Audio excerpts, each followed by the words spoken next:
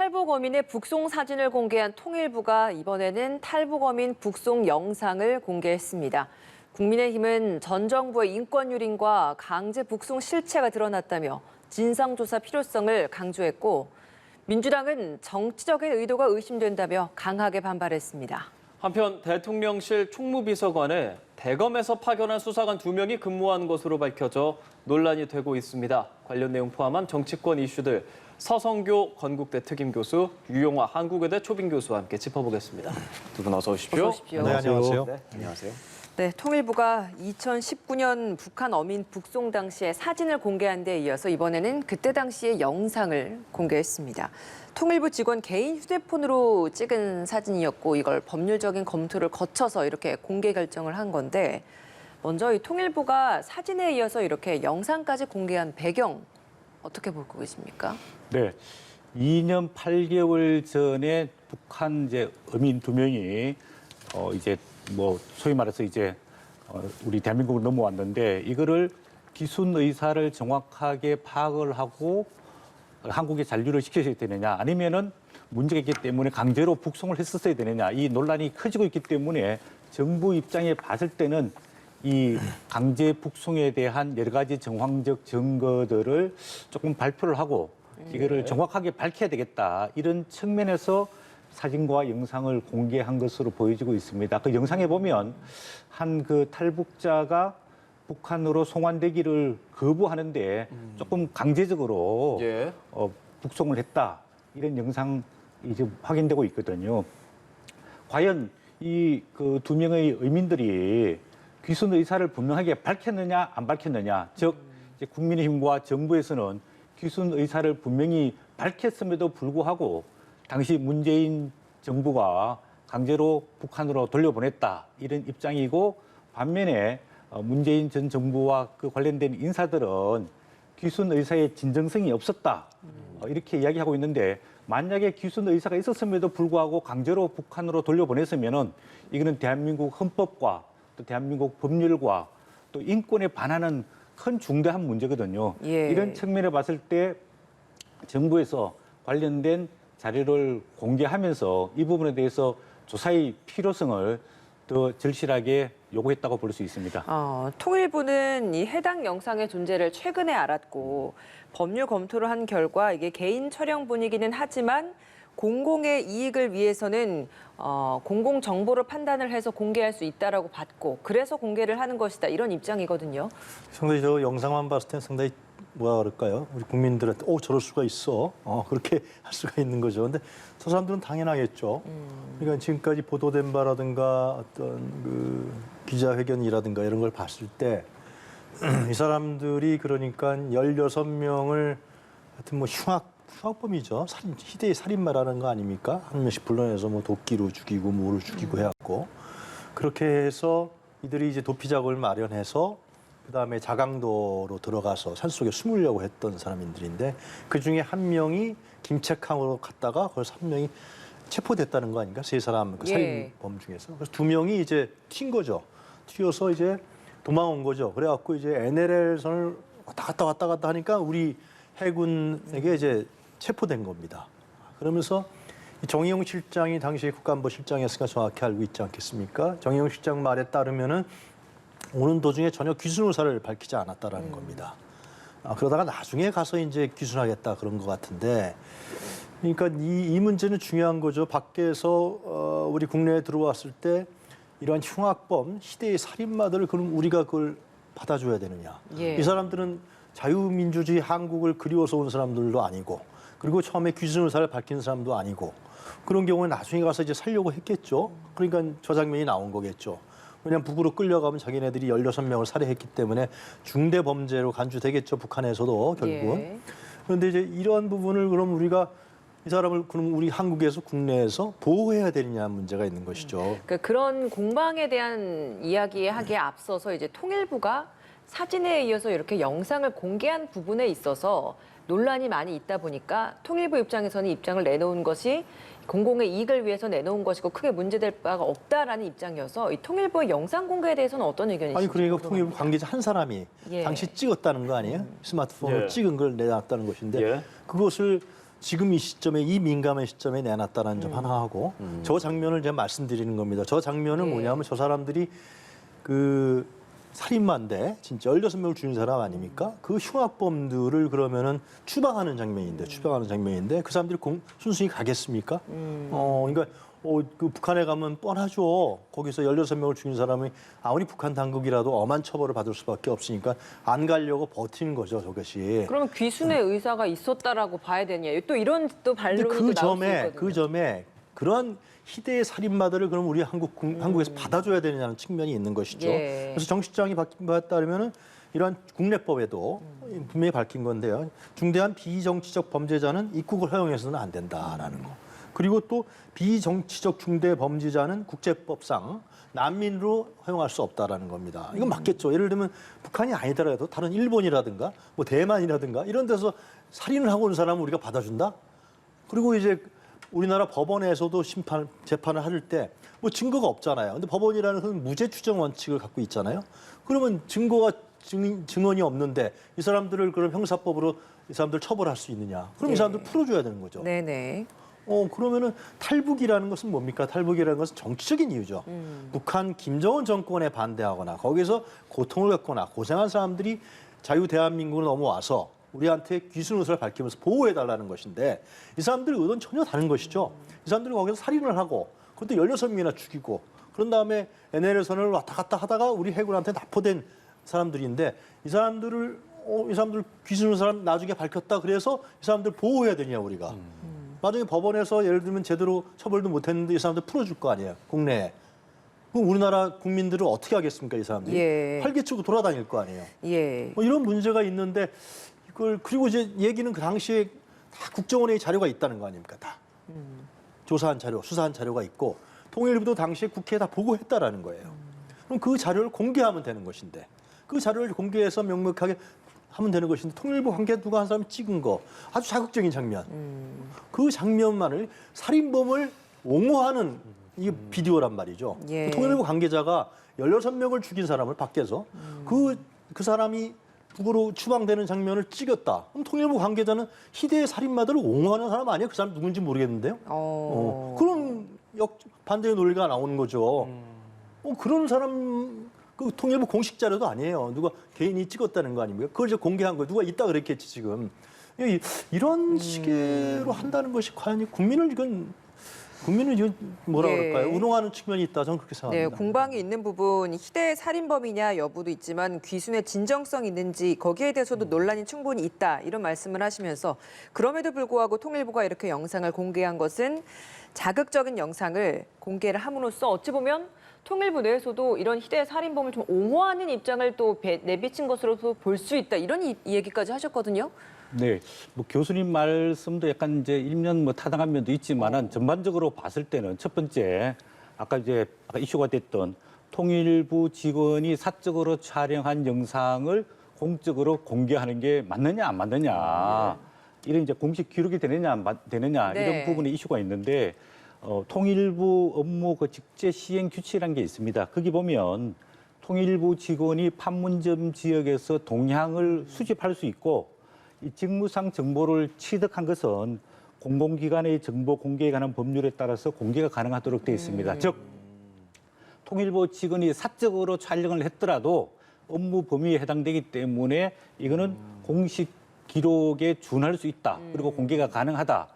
쉽게 말해서 효력을 가질 수 있다. 이런 게 이제 통일부 입장인데 단순 이거는 개인의 영상 촬영이 아니다 이런 말씀이신 거죠. 네, 그렇다고 보여집니다. 그리고 이제 통일부도 왜 2년 8개월 만에 이렇게 입장 변화를 보였는지 약간 이제 의심스러운 측면이 있는데요. 당시 2019년 11월 달에 김연철 전 통일부 장관이 귀순 의사의 진정성이 없었다. 우리 국민의 생명과 안전에 위협이 되기 때문에 추방을 결정했다. 이렇게 발표를 했습니다. 그런데 네. 최근에 통일부 또 공식적인 입장을 보면은 당시에 북한 이민 북송 과정에서 잘못된 부분이 있었다. 또 이렇게 이야기했거든요. 그리고 또 당시에 국정원에서 조사를 했는데 조사 과정에서 갑자기 조사가 중단되고 끝이 났단 말이에요. 그러면 귀순 의사를 분명히 확인했느냐 안 했느냐. 이게 뭐 일부 보도에 보면은 그 사람들이 귀순 의사를 분명히 표시하고 A4 용지 20장 정도의 기록을 남겼는데 그 속에서 자기의 출생, 또 가족, 또 학력, 또 본인의 그 뭐 경력 이런 것들도 상세하게 서술했단 말이에요. 그러면 과정이야 정확하게 의사를 확인할 수 없었지만은 이 기록을 보면은 분명한 귀순 의사가 있었던 걸로 보여지고 있고 또 이 귀순 의사를 조사하는 과정에 충분히 조사가 이루어졌느냐 지금 조사가 안 이루어졌을 수도 있다는 거거든요. 그래 이런 부분에 대해서 조금 정리할 필요가 있고 그다음에 아까 교수님 말씀하신 대로 그럼 북한에서 16명을 살인하고 넘어온 흉악범인데 흉악범이라고 해가지고 무조건 북한으로 돌려보내야 되느냐? 그건 그렇지 않다는 거죠. 그럼 흉악범이면 16건의 살인에 대해서 한국 검찰이나 경찰이나 국정원에서 자세히 조사를 했느냐 안 했느냐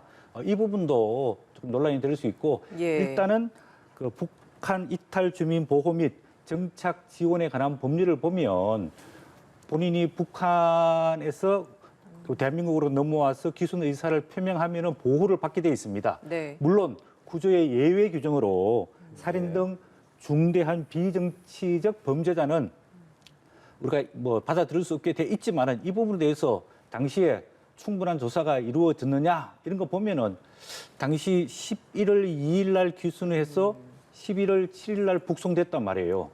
그렇게 본다면은 한 3일, 4일간 조사가 이루어졌는데 충분한 조사가 이루어지지 못하고 뭔가 석연치 않은 이유에 따라서 강제적으로 북송됐다. 이렇게 볼 수 있는 개연성이 상당히 많다고 보여집니다. 알겠습니다. 예. 그러니까 그 충분한 조사가 이루어졌는지 아닌지는 국정원에 있는 지금 내부 자료가 있지 않습니까? 그걸 공개하면 돼요. 그 여야가 국회에서 합의하면 되는 겁니다. 공개해서 그리고 통일부 자료도 있을 것이고요. 다 공개해서 당시 충분한 조사가 이루어졌는지 아니면 이 사람들이 그러니까 정의용 실장의 주장에 따르면 얘기에 따르면 나중에 가서 귀순 의사를 밝혔다는 것인데 그럼 살려고 귀순 의사를 밝혔겠죠. 나중에 자기 살려니까 북한에 끌려가면 분명히 자기가 16명을 죽였는데 북한 당국이 가만 놔두겠습니까?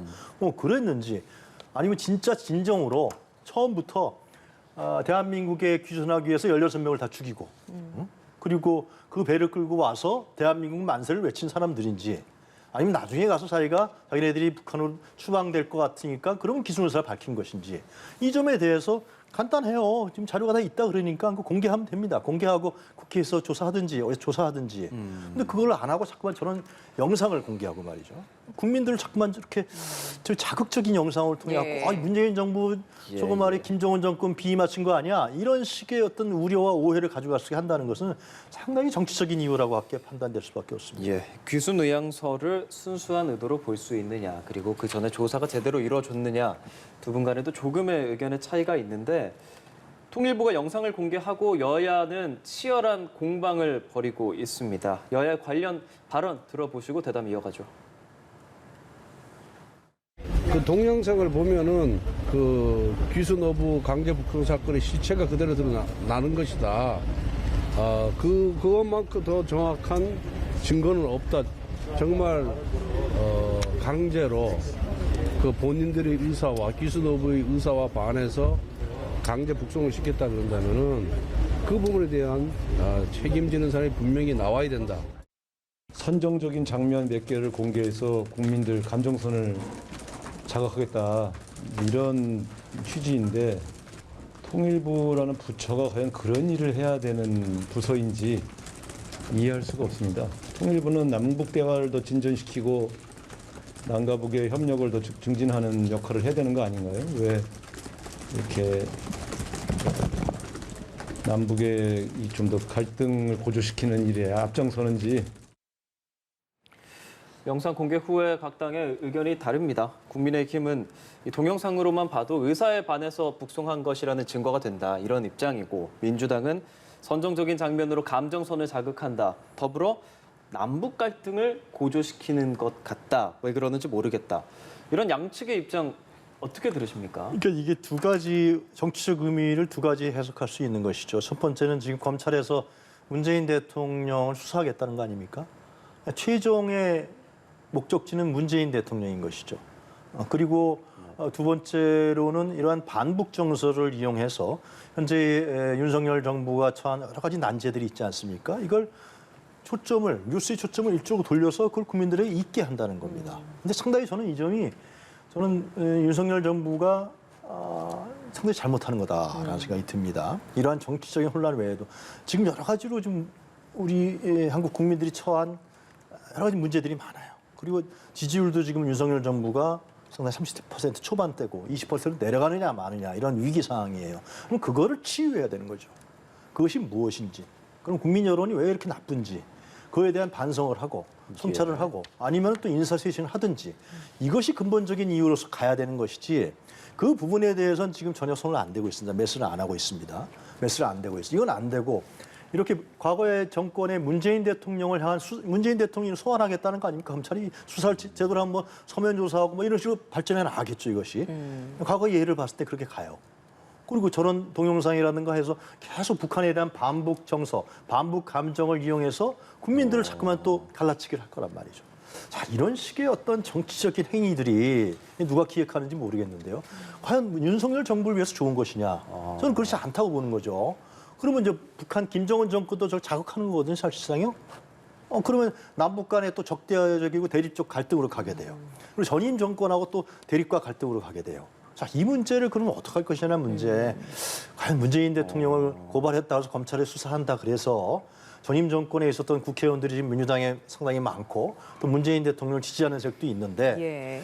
그렇게 해서 정치적인 초점을 돌리려고 한다 그러면은 제가 봤을 때는 상당히 제가 보기에는 정통적인 어떤 정치 행위가 아니다. 저는 그렇게 우려가 많이 듭니다. 유 교수께서는 그 윤 정부 들어서 지지율이 계속 하락하는 상황에서 전 정권에 대한 어떤 문제 제기 그리고 안보에 대해서 문제 제기를 함으로써 일종의 갈라치기를 하는 것이다. 정치적인 행위다라고 분석을 하시거든요. 서 교수님 어떻게 생각하세요? 네, 그건 이제 보는 관점에 따라서 다를 수 있다고 봅니다.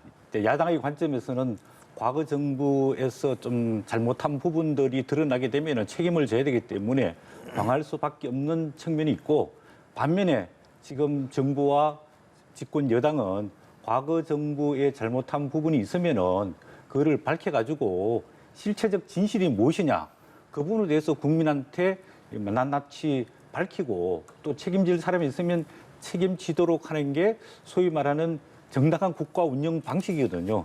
이런 측면에 봤을 때 정략적이냐 또 여론조사 지지도가 떨어지니까 국민을 전환하기 위해서 또 북한 몰이를 하는 것 아니냐 이렇게 이야기하는 거는 제가 보기에는 좀 과도한 측면이 있고요.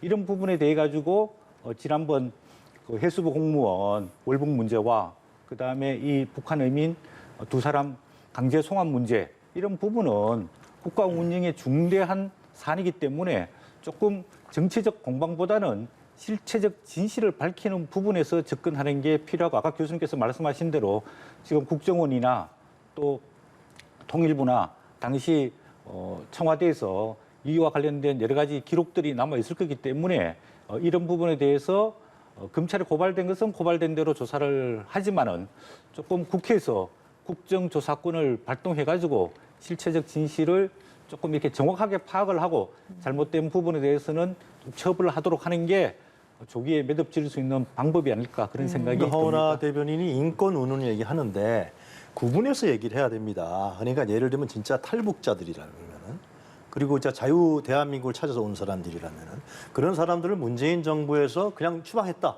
그건 말이 안 되는 거죠.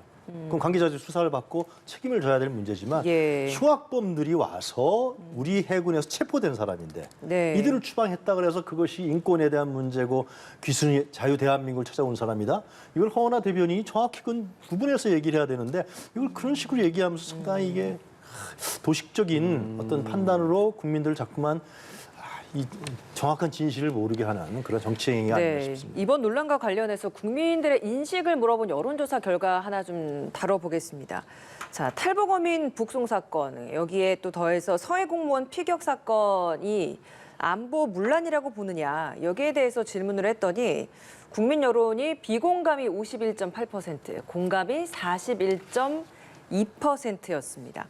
앞서서 서 교수님께서 보시기에 이런 이 논란과 관련해서 보는 시각에 따라 좀 다를 것이다라고 얘기를 했는데 여론에서는 50% 특히나 중도층과 무당층에서 비공감한다라는 여론이 더 앞서는 상황입니다.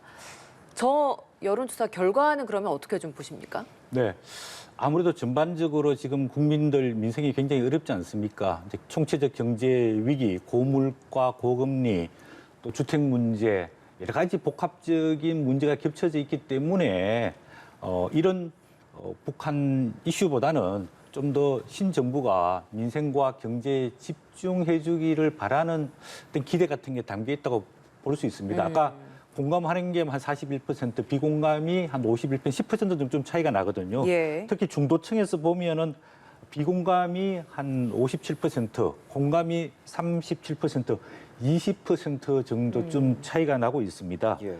그래서 만약에 지금 국민의 생활이라든지 민생, 국가 운영이 정상적이면은 아무래도 제가 봤을 때는 공감 의견이 조금 더 높아질 거로 보여지는데 지금 아무래도 신정부 초기에 여러 가지 복합적인 문제가 많이 터졌지 않습니까? 뭐 인사 문제라든지 또 경제 민생 문제, 또 국제적인 갈등 이런 것들이 많기 때문에 조금 국민들이 이런 국민과 피부에 와닿는 밀접한 이슈보다는 신정부와 대통령이 좀 더 국민과 밀접한 생활 관계가 있는 경제 문제라든지 일자리 문제라든지 뭐 부동산 문제라든지 또 코로나가 최근에 다시 재유행하고 있는데 이런 문제에 대해서 대통령과 정부가 좀 관심을 가지고 집중적으로 해결해줬으면 좋겠다는 조금 기대 이런 것들이 반영돼 있는 것으로 보여집니다. 예, 저런 이 안보 문란에 대한 공감 역시 플러스 경제 상황에 대한 신경을 써달라라는 의견이 좀 반영된 것 같다 이렇게 해석하셨거든요.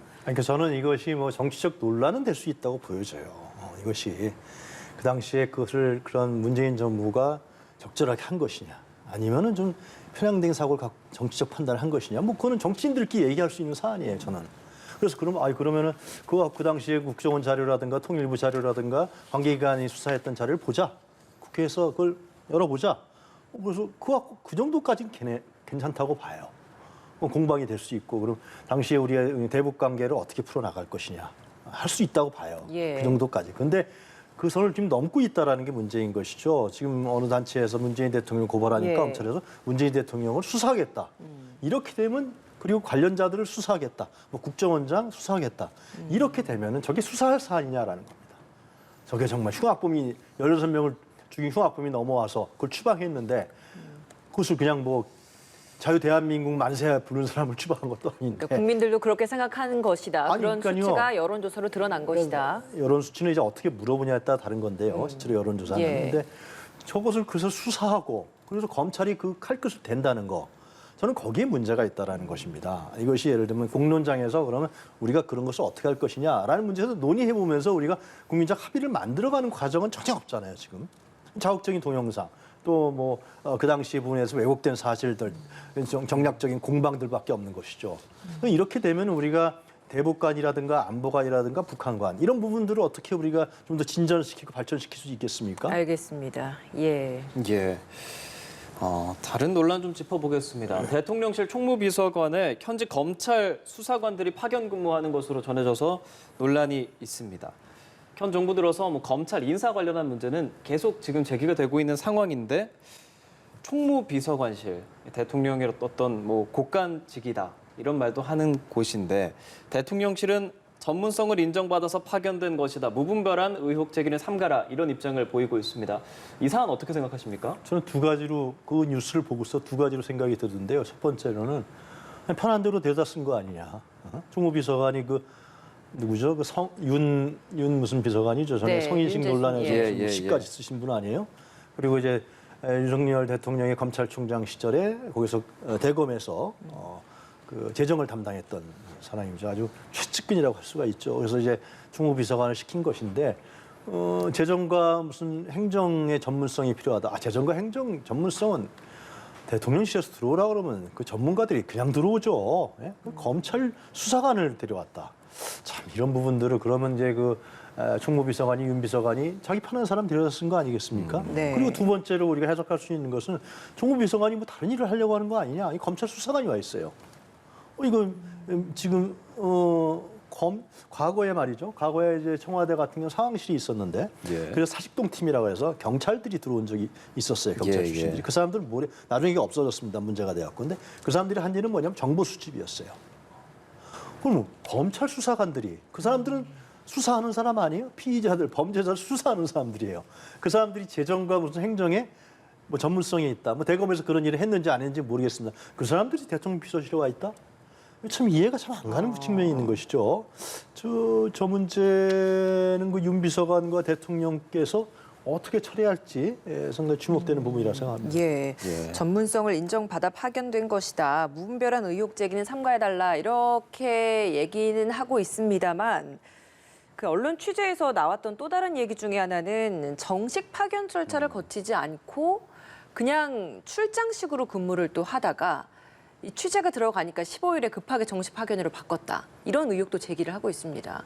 이 부분, 이 수사관 파견된 부분은 어떻게 바라보고 있습니까? 이제 공무원이 이제 통상적으로 대통령실에 이제 근무하는 경우는 이제 정식으로 발령을 받아서 이제 예를 들면 대통령실 직원으로 편입돼서 근무하는 경우가 있고요. 그다음에 이제 파견 요청을 받아서 파견 네. 정식으로 오는 경우가 있고 이 파견 받기 전에는 이제 정식 뭐 검증 절차를 거쳤지 않기 때문에 네. 출장으로 근무하는 경우도 상당히 많습니다. 아, 통상 그렇게 많이 합니까? 예, 많이 하고 있다고 지금 듣고 있고 과거에도 예. 그런 경우가 많았습니다. 왜냐하면은 또 단기간에 근무할 경우에는 그걸 꼭 파견 명령을 내리거나 정식 직원으로 채용하기는 또 쉽지 않거든요. 그래서 뭐 한 달, 두 달, 또 3개월 이렇게 근무할 경우에는 출장으로 해서 근무하는 경우도 과거에도 있었고 지금 뭐 대통령실도 있는 것으로 보여지고 있습니다.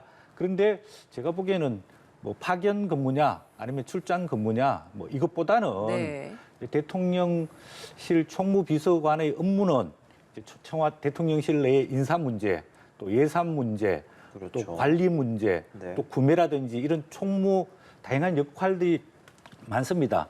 그런데 검찰 수사관 출신을 재무와 행정 분야 전문가다 이렇게 특징해서 전문성을 살려서 총무비서관실에서 근무하고 있다. 이런 조금 뭐 대국민 설득력이 조금 부족한 게 아니냐 이런 생각이 들고 네. 또 아까 우리 교수님 말씀하셨지만 총무비서관이 검찰 수사관 출신이기 때문에 본인이 편한 그 대검 운영지원과에서 같이 근무했던 후배 예. 또 대검 정보관리 담당관실에서 근무하는 검찰 수사관 출신을 좀 신뢰하고 믿을 수 있기 때문에 이렇게 파견을 받아가지고 아니면 출장 받아가지고 근무하고 있다. 이렇게 조금 정확하게 설명하는 게 필요했지 않을까 그런 아쉬움이 듭니다. 예. 이렇다 보니까 민주당에서는 인사 시스템 전반에 대한 국정조사가 필요하다. 최근에 인사 관련된 논란이 너무 많이 생겼다 보니까 물론 대통령실에서는 과도한 의혹 제기다 이렇게 얘기를 하고 있습니다만 민주당에서는 국정조사 필요하다라는 이야기까지 하고 있거든요. 어떻습니까? 필요하다고 예, 보십니까? 국정조사까지 할 사안이냐 뭐 그런 데에 대해서는 동의하기 어렵습니다.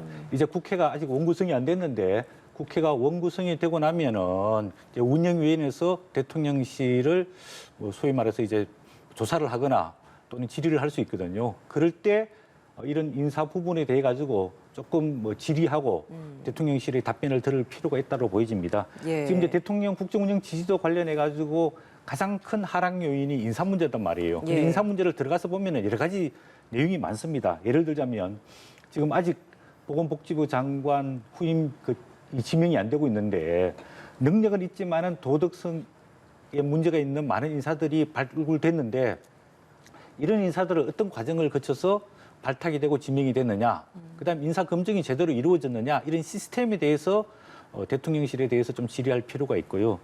또 뭐 지금까지 말씀드렸지만은 대통령실에 검찰 출신들이 너무 많습니다.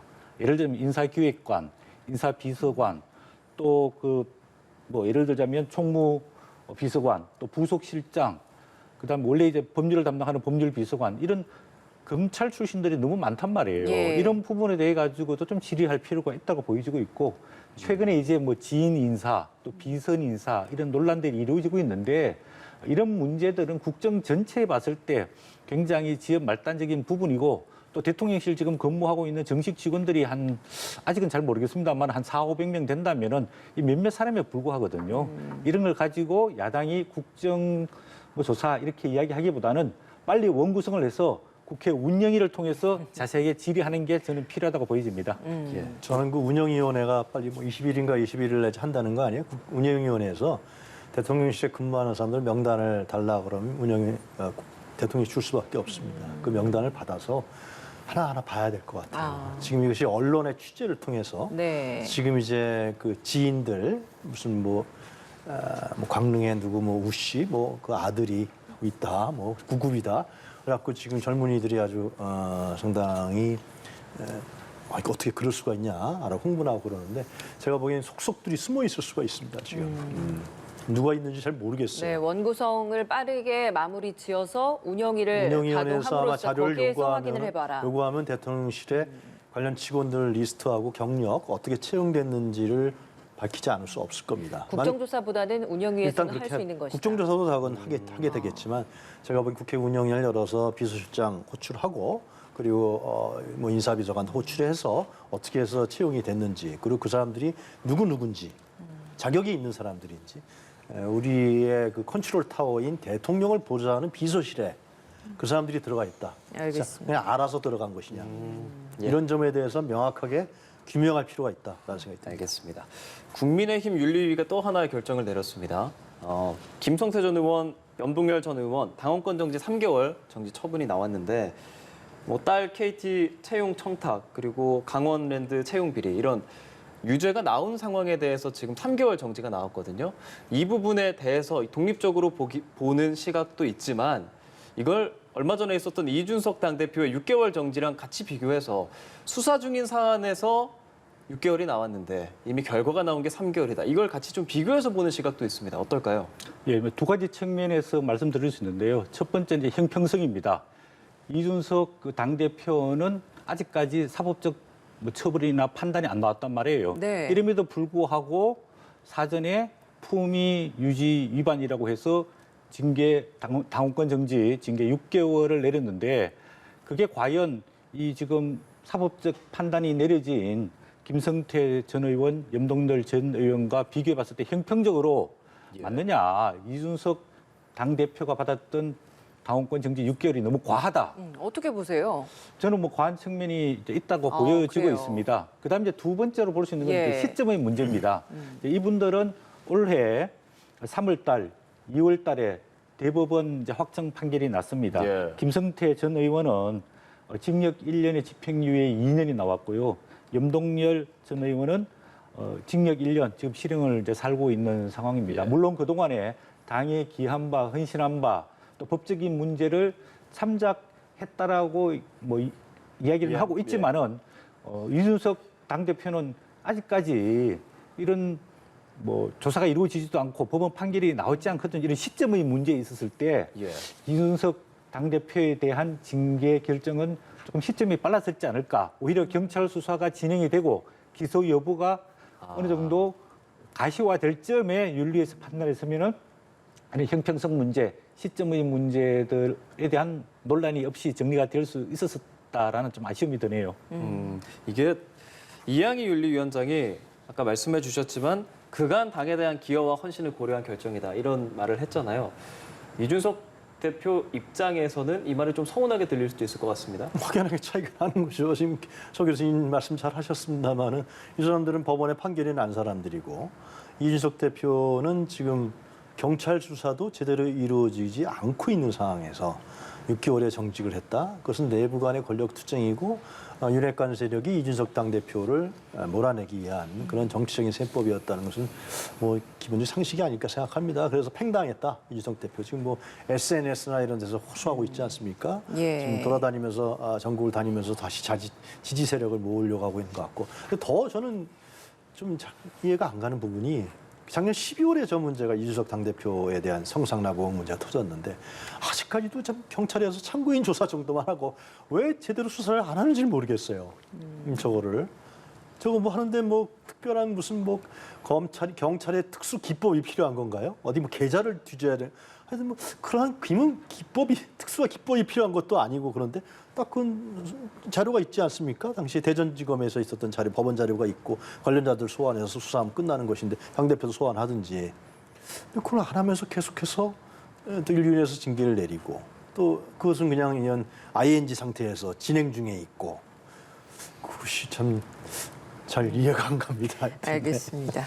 자, 국민의힘 내부 상황 질문 하나만 더 드려보겠습니다. 권성동, 장제원 두 의원 간의 갈등설이 불거지다가 지난 금요일에 오찬을 함으로써 어느 정도 좀 봉합되나 싶었는데 어제 장제원 의원이 권성동 의원의 그 사적 채용 비리 논란과 관련된 좀 표현의 수위에 대한 문제를 지적을 하면서 두 사람의 갈등이 좀 다시 불거지는 게 아니냐 이런 지적이 나오고 있습니다.